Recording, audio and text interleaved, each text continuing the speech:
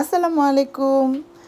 প্রচণ্ড বিধ্বস্ত আমার বারান্দা থেকে আজকে আমি ভিডিও শুরু করেছি। এত সুন্দর একটা দিন, এত সুন্দর একটা সময়, তো ভাবলাম যে বারান্দায় যেহেতু যাওয়া যাচ্ছে, এতদিন তো ঠান্ডার যন্ত্রণায় আমরা বারান্দায় যেতেই পারি নাই। তো এখন হচ্ছে গিয়ে এই মার্চের শেষ সময়টাতে খুব সুন্দর স্প্রিং টাইম শুরু হয়ে গেছে এবং রোদ উঠতেছে, বারান্দায় যাওয়া যাচ্ছে। অত ঠান্ডা লাগতেছে না, মরার ঠান্ডা যেরকম সেই ঠান্ডাটা লাগতেছে না। তো ফিলিং হ্যাপি হ্যাপি। রমজানও শেষ হয়ে যাচ্ছে, কি বলবো, সব মিলায় একদমই মনে হচ্ছে যেন সামার চলে আসতেছে। তো এই দেখেন আমার বিধ্বস্ত বারান্দা, এতদিনের সেই স্নোফল, তারপরে সব কিছু মিলে আমার বারান্দাও খুব বিধ্বস্ত হয়ে গেছে। টরন্টোর মানুষজন আসলেই এই ঠান্ডার সময়টাতে যেমন হাত পা ব্যথা করে, তেমন হচ্ছে গিয়ে তাদের ঘর, যাদের ব্যাকইয়ার্ড আছে বা যাদের বারান্দা আছে, তো যাই হোক, তাদের ওগুলোর অবস্থাও খারাপ হয়ে যায়। আমার শৌখিন বারান্দা কবে ঠিকঠাক করতে পারবো দেখি, রমজানটা যাক ইনশাল্লাহ ধরবো।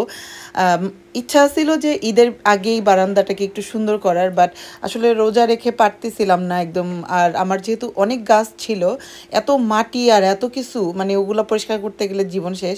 দেখেন আমার ছেলে, আমার ক্যানেডিয়ান বয়, হাফ প্যান্ট পরে চলে আসছে তার সাইকেল টাইকেল ঠিকঠাক করার জন্য।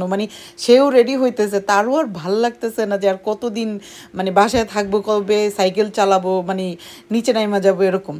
তো যাই হোক, সে আজকে খুবই উতলা হয়ে গেছে তার সাইকেল নিয়ে, এই নিয়ে। তার গরম, তার অত ঠান্ডা লাগতেছে না, আলটিমেটলি সে খুবই ভালো ফিল করতেছে। অ্যাকচুয়ালি এরা ক্যানাডিয়ান বাচ্চারা এত ঠান্ডা খুব অ্যাবজর্ব করতে পারে, আমাদের মতন না। আমরা অল্প ঠান্ডা এত বেশি কাবু হয়ে বলার বাইরে। তো এটা হচ্ছে গিয়ে আমাদের কোনো এক শুক্রবারের ভিডিও, অ্যাকচুয়ালি লাস্ট ফ্রাইডের ভিডিও। তো যাই হোক, ওকে নিয়ে আমি ফাইনালি বের হয়ে গেছি, ওর স্কুটিটা নিয়ে, সাইকেলটা নেই নাই। ভাবলাম যে যেহেতু আজকে খুব সুন্দর রোদ উঠছে, তো ওকে নিয়ে একটু নিচে যাই। আর আমার আজকে বিকেলবেলা, এটা যেদিনকার ভিডিও ছিল আর কি, ওই দিন আমার বাসায় ইফতারি বানানোর প্যারাটা ছিল না। কারণ হচ্ছে যে মুসার ফুপু আসছে আমাদের বাসায় বেড়াইতে, তো আমরা ঠিক করছি যে সবাই মিলে কোনো একটা রেস্টুরেন্টে বসে একসাথে ইফতারি করব।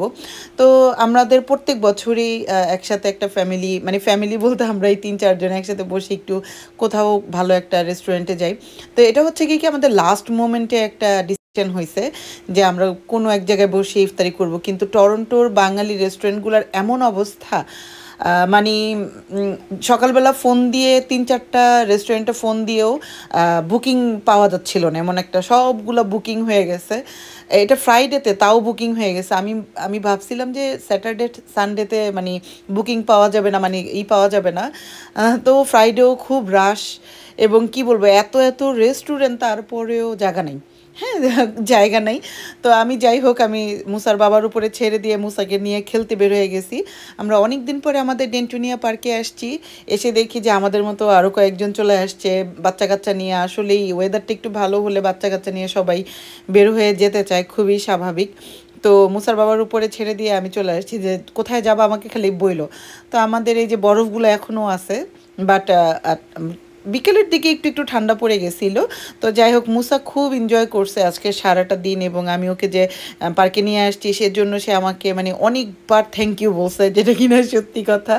তো এই যে বুড়া বেটা এখন দোলনায়ও চড়া শুরু করছে। তো যাই হোক, আমরা হচ্ছে গিয়ে চলে আসছি মদিনা প্রিমিয়াম গ্রিল। এটা হচ্ছে গিয়ে আমাদের বাংলা টাউন থেকে একটু সামনেই। তো এই রেস্টুরেন্ট হচ্ছে বুকিং লাগে নাই। তো এই যে আমাদের ইফতারির প্ল্যাটার চলে আসছে, এটা বুফে টাইপের না, এটা সুন্দর একটা প্ল্যাটার, সব কিছুই আছে মোটামুটি। জিলাপিটা এত মজার ছিল, আমার মুখে এখনও লেগেছে। যাই হোক, অনেক খানাপিনা ছিল, কিন্তু এই দোকানের জিলাপি আসলেই খুবই বেশি মজার। এবং দেখেন আমার বাবুটাকে, আমার মুসাকে আমি পাঞ্জাবি পরায় নিয়ে আসছি। তো এতক্ষণ জ্যাকেট পরা ছিল দেখে ওকে বোঝা যায় নাই। যাই হোক, আমরা এই 4 জন মিলেই আমাদের একটা ফ্যামিলি টরন্টোতে। ইফতারের আজকে আমাদের ফ্যামিলি ফুলফিল হলো ফাইনালি। তো যাই হোক, সবাই ভালো থাকবেন, দেখা হবে অন্য একটা ভ্লগে। ঈদ চলে আসতেছে, অনেক ভ্লগ হবে, তাই না? Bye bye.